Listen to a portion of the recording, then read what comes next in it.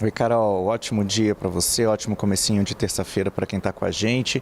Essa era a promessa do vice-presidente Geraldo Alckmin, né, apresentar esse plano até hoje, até terça-feira.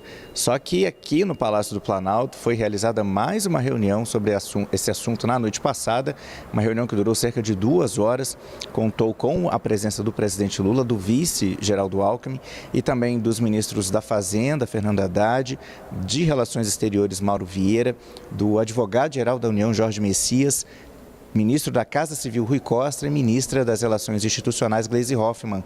Na saída do encontro, nenhum deles conversou com jornalistas, mas o Palácio do Planalto informou, então, que ela realmente não foi conclusiva e que o governo ainda estava trabalhando nos ajustes finais deste plano e que nenhum lançamento ocorreria no dia de hoje, terça-feira. Se isso acontecer, só a partir de amanhã, quarta-feira, mas mesmo assim, sem data marcada.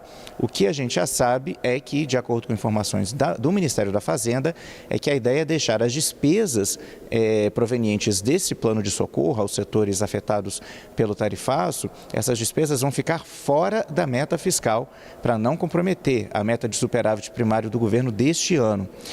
O governo segue fazendo esses ajustes com um discurso, principalmente, Carol, que quer passar de proteção de empregos.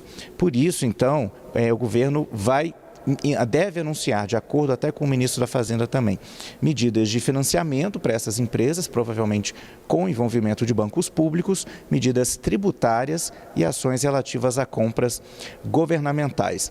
Enquanto esse plano não é divulgado, as relações entre o Palácio do Planalto e a Casa Branca também não avançam, não melhoram. Não há nenhuma expectativa de o presidente Lula falar diretamente com o presidente Donald Trump e uma reunião que estava marcada entre o ministro da Fazenda, Fernando Haddad, e o secretário do Tesouro americano, Scott Bessent, essa reunião que estava marcada para amanhã, quarta-feira, essa reunião foi cancelada. O ministro da Fazenda culpa uma articulação do deputado federal Eduardo Bolsonaro junto à Casa Branca. O deputado, por sua vez, nega que tenha atuado para fazer esse encontro ser cancelado. No meio disso tudo, Carol, como você disse, o presidente Lula conversou com o presidente chinês Xi Jinping. Foi por telefone, foi ontem à noite também, depois da reunião aqui no Palácio do Planalto, para tratar do plano de contingência. E aí o Palácio do Planalto divulgou aquela famosa nota, né, com um resumo da conversa. Diz que os dois líderes trocaram impressões sobre o cenário internacional, principalmente sobre os esforços de paz entre a Rússia e a Ucrânia.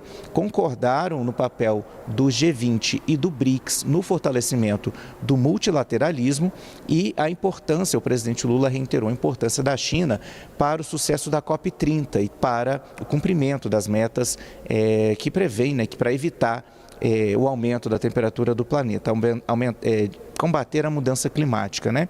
Eles também conversaram sobre a parceria estratégica bilateral entre os dois países, fazendo referência a parcerias que já existem na questão dos programas nacionais de cada um dos países, dos programas de desenvolvimento.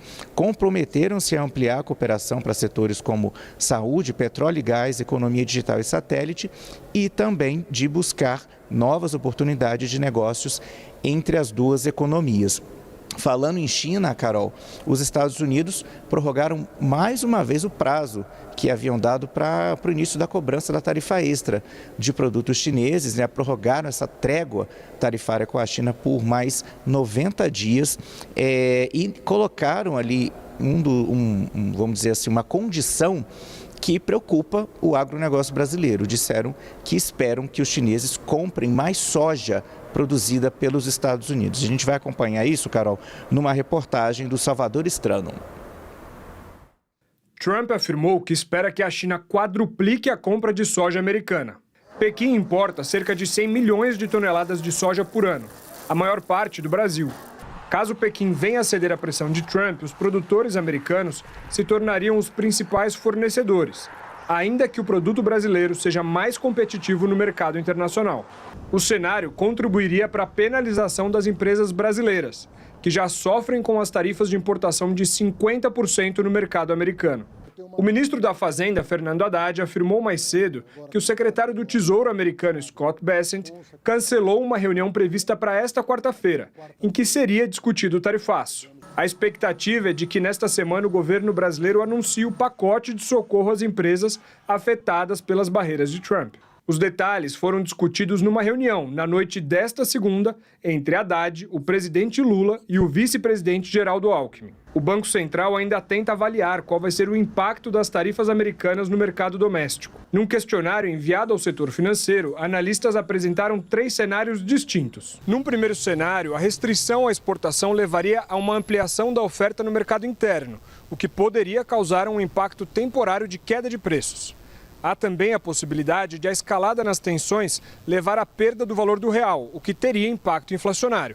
O BC, por último, ainda avalia o impacto de longo prazo das medidas, inclusive com perda de empregos e de produtividade. Como o Brasil provavelmente vai depender menos dos Estados Unidos, ou depende menos dos Estados Unidos, num processo tarifaço o Brasil vai se machucar menos do ponto de vista comercial, que foi visto com bons olhos ali pelo mercado para o Brasil.